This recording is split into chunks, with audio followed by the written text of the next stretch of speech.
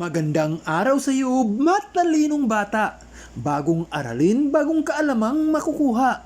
Ating tatalakayin ang mga paraan ng pagsasailalim ng katutubong populasyon sa kapangyarihan ng Espanya. Tara ating alamin ang kasaysayan sa takbo ng buhay nila. Mga paraan ng pagsasailalim ng katutubong populasyon sa kapangyarihan ng Espanya. Sa araling ito, matutunan mo ang most essential learning competency o MELC na nasusuri ang mga paraan ng pagsasailalim ng katutubong populasyon sa kapangyarihan ng Espanya. Pero bago natin simulan ang pagtalakay sa bago nating aralin, subukan mo munang sagutan ang paunang pagsusulit. Panuto. Piliin sa mga salitang nakasulat sa itaas ang salitang tinutukoy ng mga sumusunod na pahayag. Una, naging simbolo ng hangaring panrelihiyon.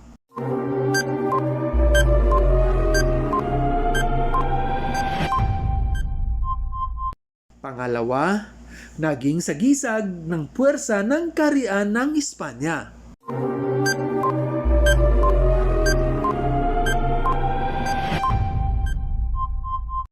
Pangatlo, sundalo na kumakatawan sa hangarin ng kaharian.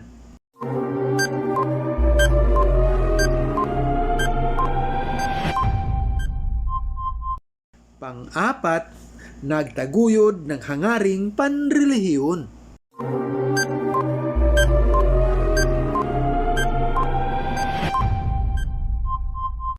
At panglima, pagsakop ng makapangyarihang bansa sa isang lupain.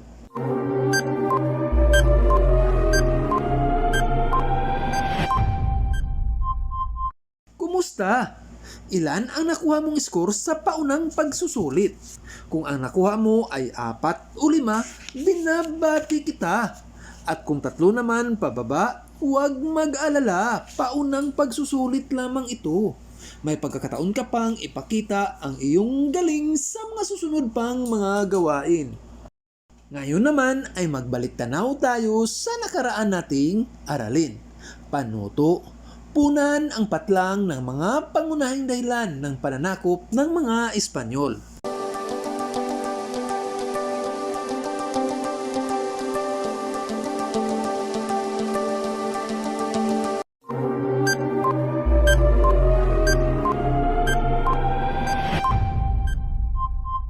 Kumusta? Ganito rin ba ang mga sagot mo? Ang galing mo! Ngayon, ihanda ang sarili at makinig ng mabuti dahil tatalakayin na natin ang bago nating aralin. Ang mga paraan ng pagsasailalim ng katutubong populasyon sa kapangyarihan ng Espanya.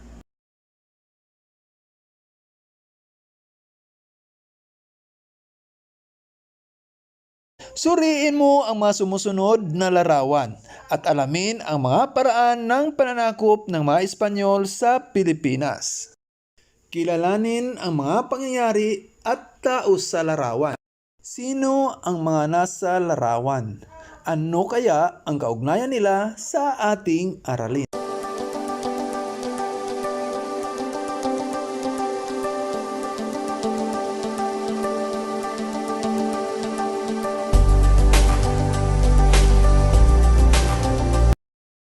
Ang kolonyalismo ay ang pangunahing layunin ng Espanya upang sakupin ang Pilipinas.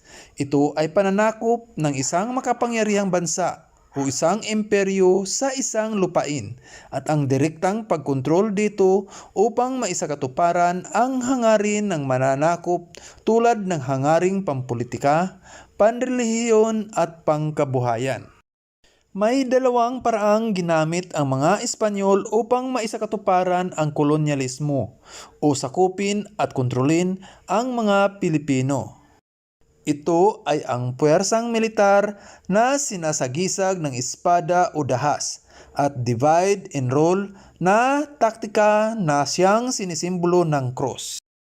Ito ay maituturing na isang mapayapang paraan gamit ang relihiyong Kristyanismo na ginamit ng mga frailes sa kanilang hangaring panrelihiyon at diplomasya upang himukin ang mga katutubo na sumailalim sa hari ng Espanya.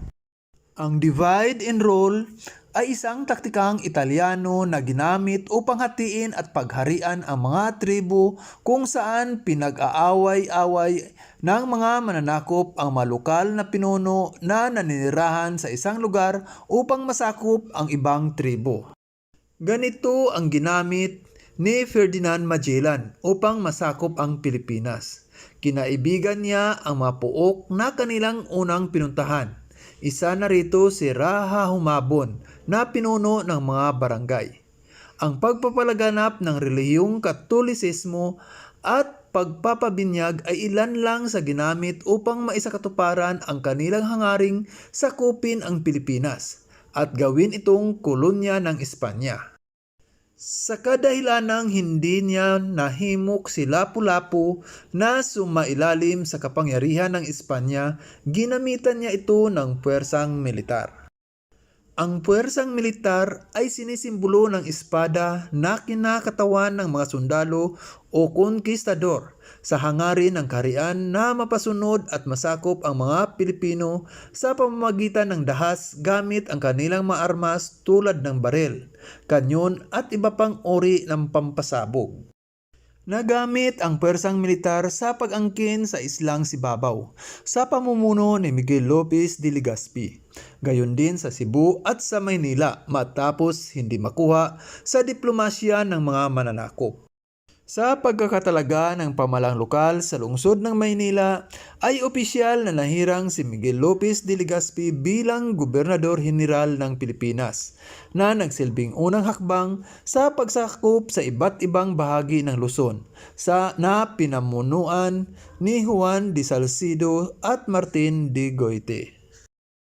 Nasundan ito ng mga pag-aalsa ng mga Pilipino, bunga ng relihiyon, usaping agraryo, pagtutol sa pamamahala at patakarang ipinatupad ng mga mananakop, gayon din ang pang-aabuso sa labis na kapangyarihan.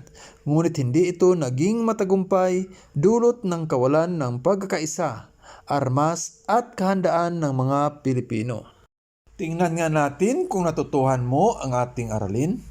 Sagutin mo ang gawain A. Madali lang ito at tiyak na kayang-kaya mo. Paano to? Suriin ang mga pahayag. Lagyan ng krus ang mga pahayag na nagpapakita ng pamamaraang divide and rule. At espada naman ang ilalagay kung ang pahayag ay nagpapakita tungkol sa paraang puwersang militar. Una, paraang sinasagisag ng espada o dahas.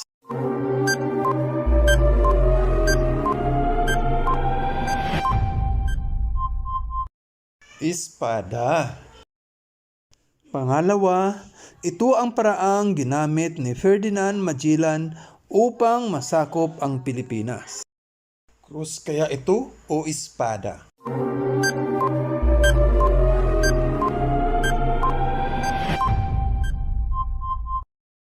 Krus. Pangatlo, paggamit ng mga sundalo o konkistador upang mapasunod at masakop ang mga Pilipino. Ano sa tingin mo? Krus kaya o espada?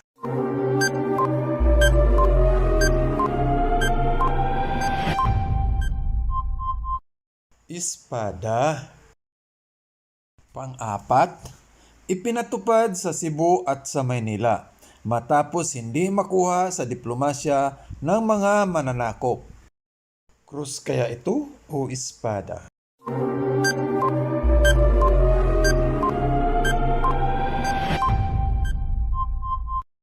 Espada. At panglima, ang pagpapalaganap ng relihiyong Katolisismo at pagpapabinyag ay ilan sa ginamit upang mapasailalim ng kolonya ng Espanya ang ating bansa. Ano sa palagay mo? Krus kaya ito o espada? Kumusta? Ganito rin ba ang mga sagot mo? Ang husay mo! Krus. Batid ko na lubos mo nang naunawaan ang ating aralin. Upang higit mong matatandaan ito, narito ang isang graphic organizer na naglalaman ng mga mahalagang impormasyon hinggil sa ating aralin. Hangarin ay kolonyalismo. Paraan, ginamit ng Espanyol ay puwersang militar at divide and rule. Pananakop ng mga Espanyol sa Pilipinas. Ang naging reaksyon, nag-alsa ang ibang mga Pilipino. Resulta, naging matagumpay ang mga Espanyol. Maaari mo na ring sagutan ang iba pang bahagi ng module, gaya ng pag-alam sa natutuhan, pangwakas na pagsusulit at ang pagninilay. Muli, ito si Maestro Tudeo na laging nagsasabi, mag-aral ng mabuti sa pagkakaroon ng magandang kinabukasan, iyan ang susi. Maraming salamat, ingat kayong lahat.